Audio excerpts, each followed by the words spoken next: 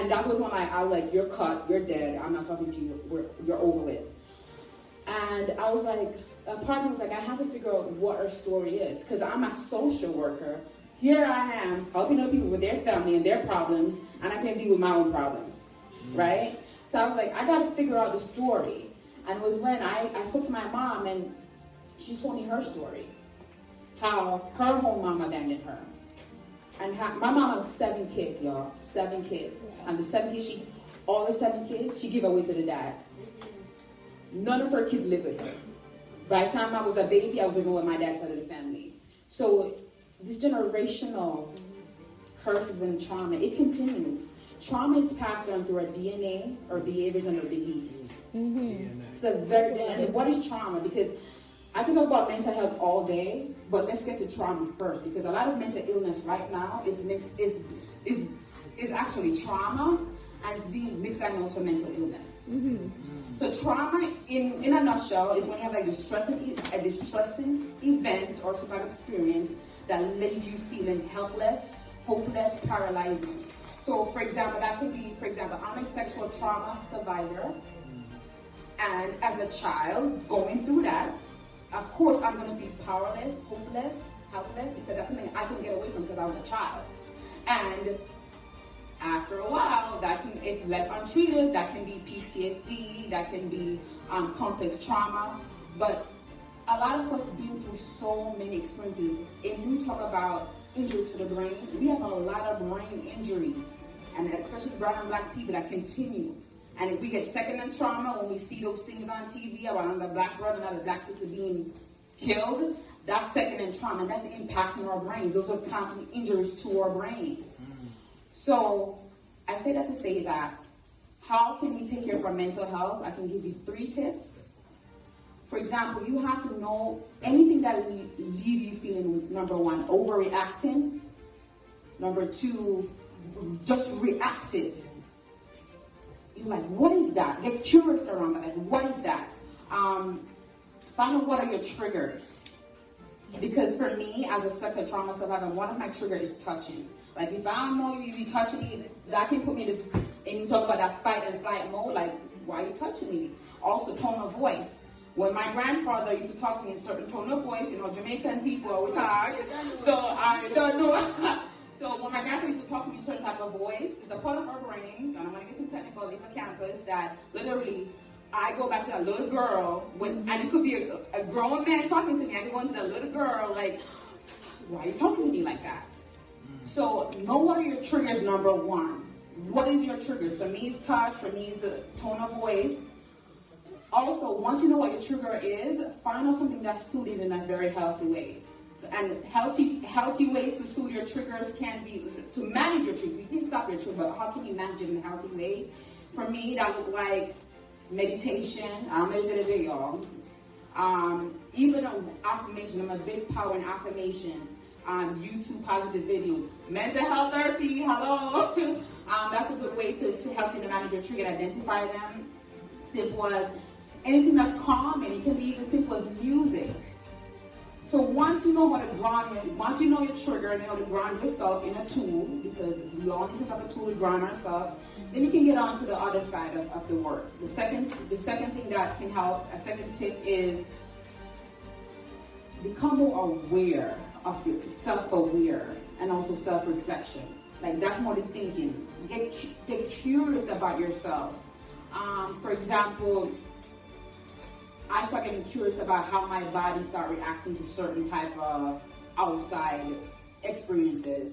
I know sometimes I would get a text message from somebody and immediately I feel this current run onto my body. I was like, what's that? That's anger. So start learning to identify your emotions. So learn to and know the thinking that comes behind it, because normally your emotions come with feelings and thoughts. So start getting curious about yourself.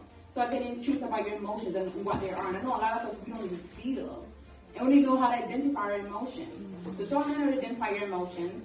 And then the last one, I would say third, is try to live in the present moment. We can't change what happened yesterday, and we cannot predict what's going to happen in the future. But learn to live in the present moment. A lot of us are being controlled by our past, A lot of us are worried about the future. I'm an anxiety queen. I'm anxiety queen, right? But life is happening right now. It's happening right now. And we cannot change what happened in the past. But how can we live for now, but also have hope for a better tomorrow? You know what I mean? Like, how can we do that? Surround yourself with positive people, build yourself a tribe. Just love on yourself and try to be the best version of yourself. And it's not an overnight thing. It's a process, because healing is a lifelong journey. It's just no one destination. It's a process. So I just want to leave you one of my favorite quotes. It says, family. So like branches on a tree, we all go in different directions, but at the root, we remain one. Nice. Love and light. Yeah.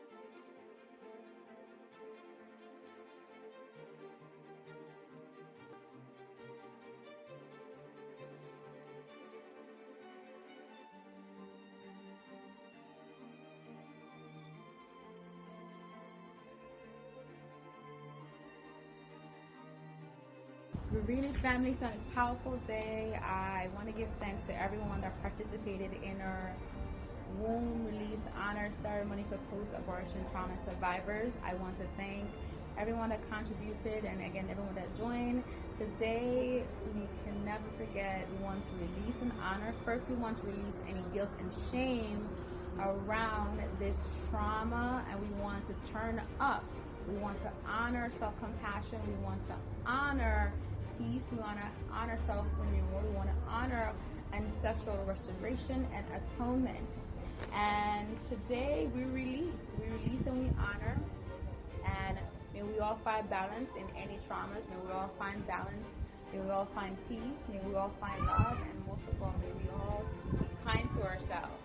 So these are 6 balloons. I want them to fly, but they're not going to fly. But it's a celebration, y'all. Continue to honor and love on yourself. Love and light.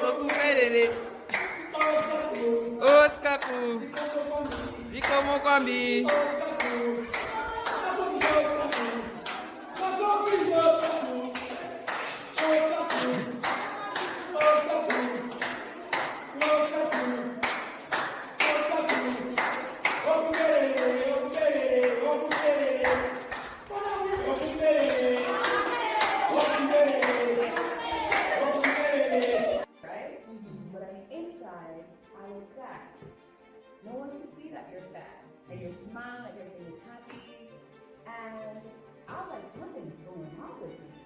So I have to see a professional that deals.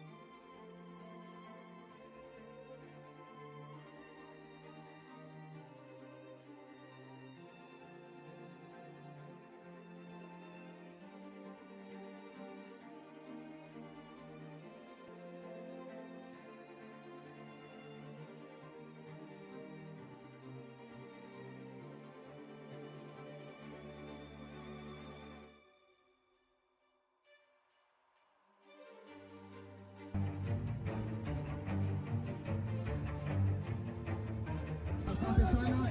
Pili hiyo kwa kuendelea dhamini wetu na kuwashangilia wakimbiaji wote wanapoendelea kumaliza.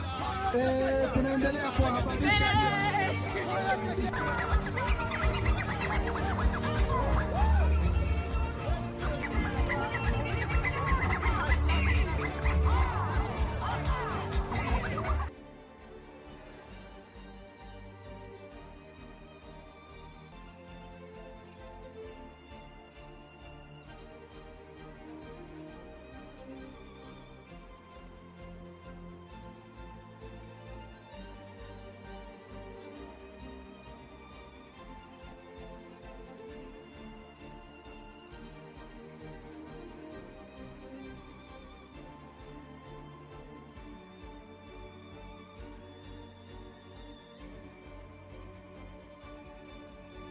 Because the more you resist suffering is more you persist. Yes.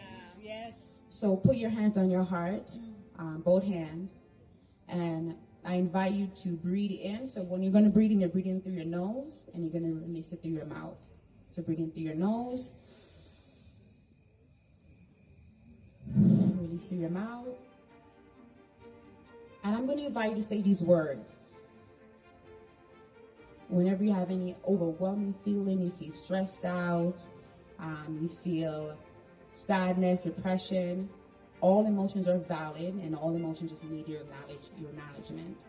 So I want you to invite suffering. Well, I'm not the one you invited, but I want you to say suffering is a part of life. Suffering is a part of life. May I be kind to myself. May I be kind to myself. May I give myself what I need. May I give myself what I need. May I be compassionate.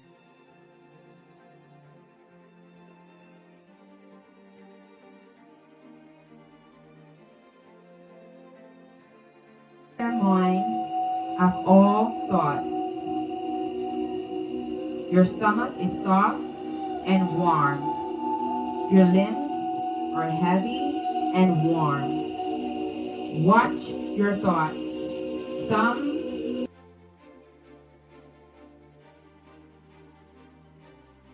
Y'all to the Wholistik Project experience at the 2020 Summit in Tanzania. Here's my table, my exhibition for the summit. Cards, book.